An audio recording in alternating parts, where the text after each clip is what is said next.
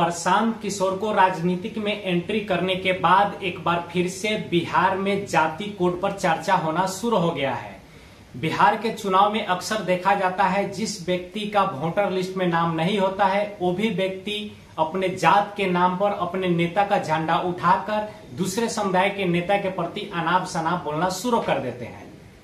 बिहार में पहली बार लालू प्रसाद यादव के द्वारा 1990 के दशक में राजनीतिक तौर पे जाति कार्ड खेला गया था। उस वक्त बताया गया था कि फॉरवर्ड जात है या बैकवर्ड जात है, जिसका काफी ज्यादा आलोचना विलोचना किया गया था, जिसका असर आज भी वर्तमान समय में भी बरकरार है।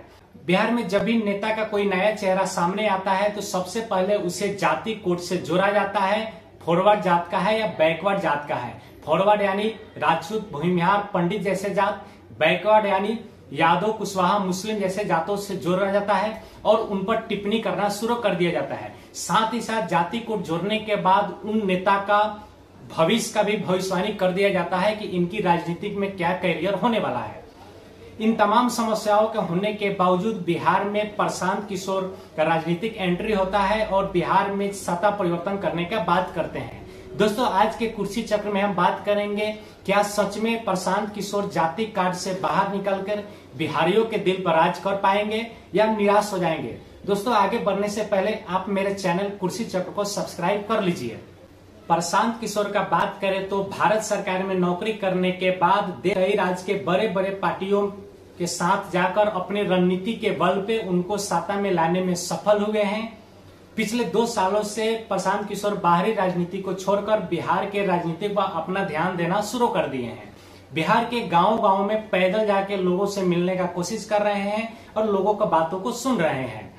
अपने राजनीतिक चेहरा चमकाने के लिए प्रशांत किशोर जब भी गांव में जाते हैं, लोगों से मिलते हैं, लोगों की समस्या को सुनते हैं और उनसे वार्तालाप करते हैं तो खास करके उनके परिवार के सदस्य के बारे में ही पूछना शुरू करते हैं।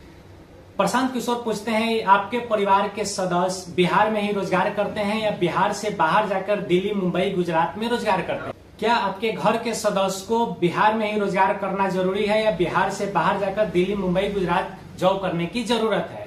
इस तरह की उदाहरण देकर बिहार के लाखों मजदूर जो बिहार छोड़कर बाहर जाके जॉब करते हैं वो प्रशांत किशोर के बातों को काफी गंभीरता से सुन रहे हैं और उनकी गतिविधियों पर विचार कर रहे हैं। महज 2 सालों में प्रशांत किशोर इसी तरह के जमीनी स्तर का उदाहरण देकर अपनी पहचान बिहार के गांव-गांव तक बना लिए हैं और अलग अलग समुदाय के लोगों को जन स्वराज से जोड़ने में भी सफल होते जा रहे हैं।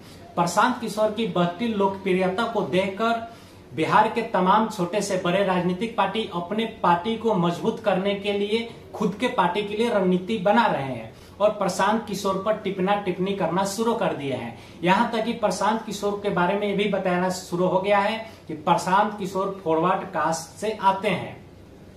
इन तमाम तरह की टिप्पणियों को नजरअंदाज करके प्रशांत किशोर अपने पार्टी जन स्वराज की स्थापना के लिए ऐलान कर दिए हैं। मजे की बात है कि राजनीतिक पार्टी के बड़े बड़े नेता अपने पार्टी का वर्चस्व जमाने के लिए प्रशांत किशोर के प्रति विरोधाभास बयान दे रहे हैं। दूसरी तरफ पर्दे के पीछे से प्रशांत किशोर के उन तमाम गतिविधियों को ध्यान दे रहे हैं और उनकी आलोचना कर रहे हैं। प्रशांत किशोर जिस तरह से बिहार विकास के लिए नए रोड मैप तैयार करने की बात कर रहे हैं, यदि सच माने तो इसका एग्जाम्पल देते हुए करीबन 5 से 10% भी जमीनी स्तर पर इस तरह का रोड मैप को इम्प्लीमेंट कर दिया जाता है तो आने वाले दिनों में बिहार के राजनीतिक सहित बिहार के विकास में काफी ज्यादा परिवर्तन हो सकता है। दोस्तों, प्रशांत किशोर की इस गतिविधियों को देखकर आपका क्या विचार करता है आप कमेंट में जरूर बताइएगा।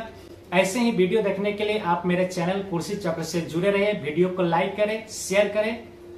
जय हिंद दोस्तों।